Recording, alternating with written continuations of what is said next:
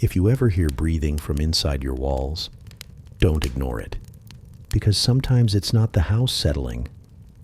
It's someone who's been living there, watching you. I learned that truth one night, in the place I once called home. The apartment wasn't much. Cheap rent, thin walls, a tiny view of the alley behind the building.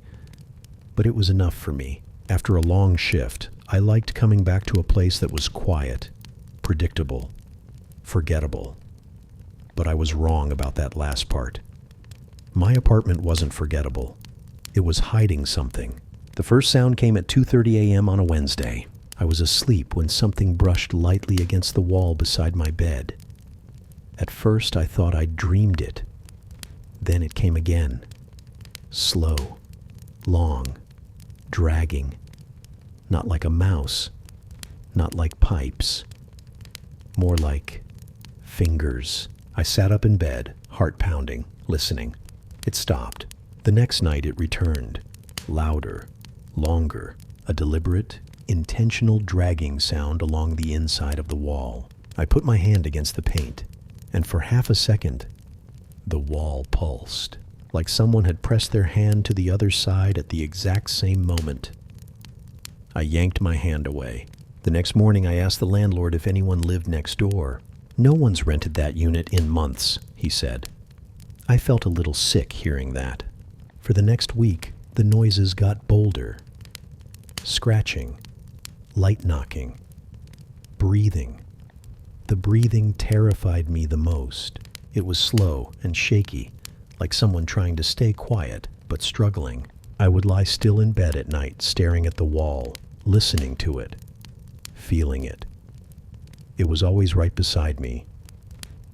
Eventually, I began sleeping in the living room, or trying to, but the sounds followed me. One night, while half asleep on the couch, I heard footsteps, soft and quick, coming from inside the wall that separated the kitchen from the hallway. Not above, not below, inside. I didn't sleep at all that night. The next morning, I noticed small things out of place. The peanut butter jar open on the counter, a glass missing from the cabinet, a sock on the opposite side of the room. At first, I thought I was losing my mind. Then I found my bedroom dresser moved 2 inches away from the wall. Just 2 inches. Just enough for me to notice. Just enough to feel like a message. My stomach dropped.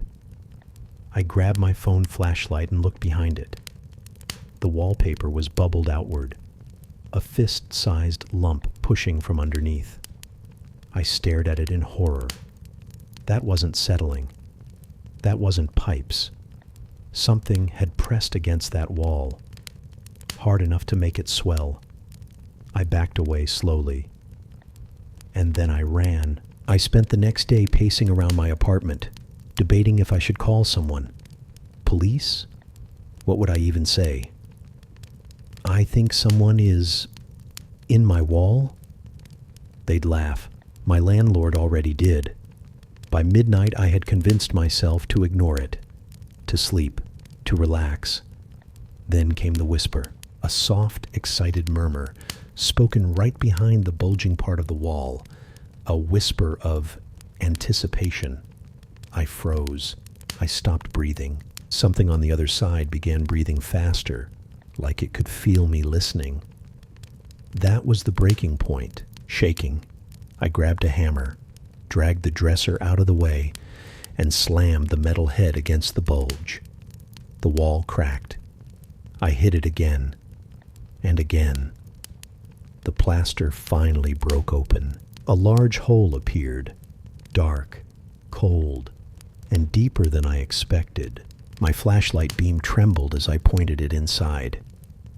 There was a hidden room behind the wall, a narrow claustrophobic chamber stretching between units, trash everywhere, food wrappers, dirty blankets, empty bottles, a smell so foul and sour it burned my nose. Someone had been living there for a long time, and that someone was still there. Before I could move, something shifted in the far corner of the hidden room. A soft shuffling, the sound of skin scraping against concrete. My brain screamed to run. My legs refused to move. A figure crawled into the light, pale, thin, covered in grime, hair hanging in clumps, eyes wide and shining with hunger and joy. She lifted her head slowly and smiled at me. A wide, trembling grin, teeth cracked and yellow. Then she whispered, voice raspy and eager, "You finally opened it." My body reacted before my mind did. I ran. I didn't look back. I didn't stop.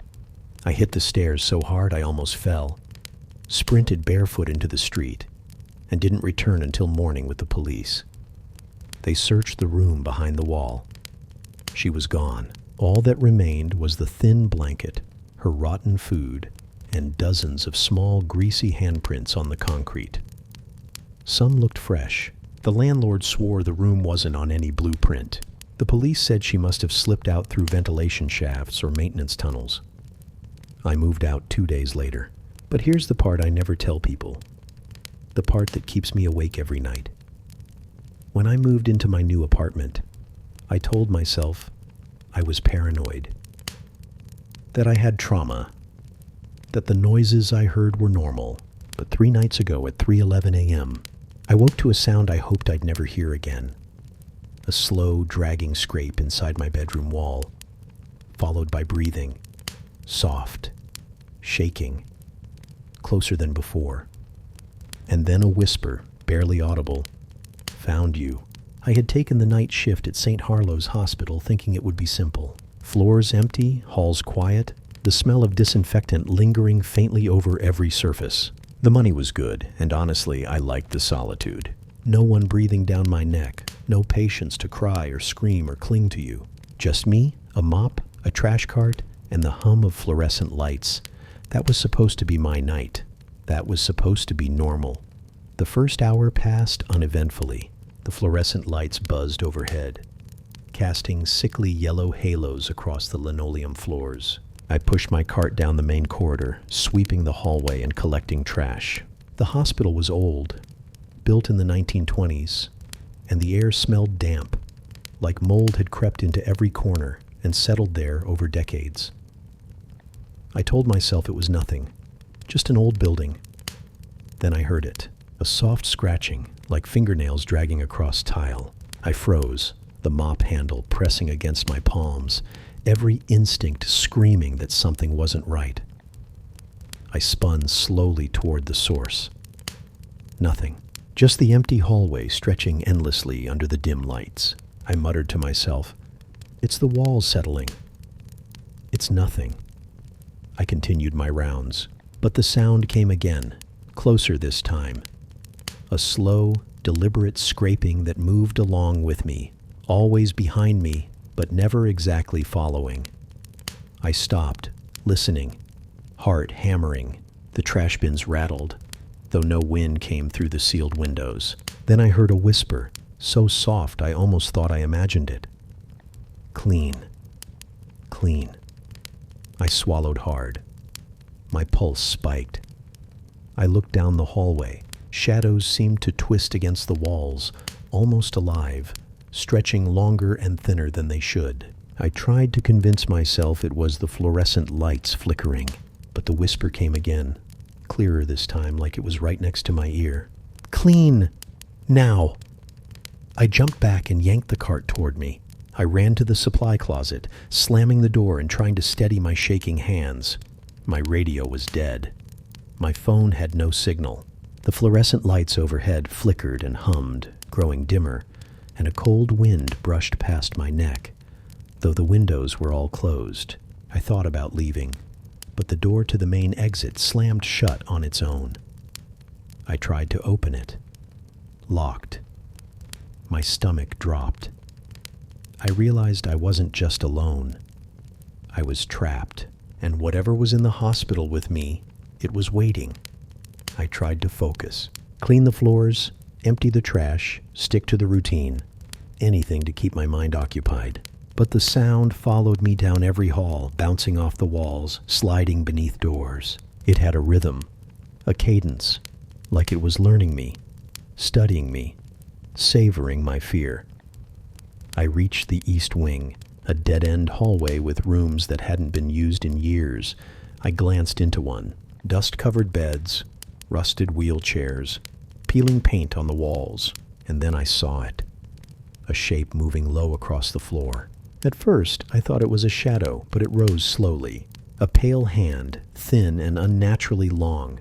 Fingers bent backward like they shouldn't bend that way. I stumbled backward. Then it crawled. I couldn't look away. Its body was a twisted imitation of a man's, limbs bending at impossible angles, skin stretched too tight over the bones. Its face was featureless except for two black holes where eyes should be. And it whispered, softly, exactly my name. I ran. Down hallways I didn't remember, stairs that seemed to shift under my feet. Every door I passed slammed open or closed violently, as if the building itself were alive, aiding the thing in its hunt. The lights overhead flickered violently, and every shadow seemed to reach for me. I ducked into a supply closet, barricading the door with my cart. I could hear it scraping and whispering outside, moving slower now, patient. It didn't need to rush. It had all night. Hours passed, or maybe minutes. Time had lost all meaning. I could hear faint dragging, faint whispers in every corner, faint breathing that didn't belong to me. The hospital had grown quiet, too quiet. And then I heard it, unmistakable, a low, wet, crawling sound, coming from inside the closet with me. I pressed myself against the wall, holding my breath, sweat freezing on my skin. The handle rattled. Something pressed against the door, a whisper so close I could feel it in my ear. You shouldn't be here. I didn't answer. I didn't move.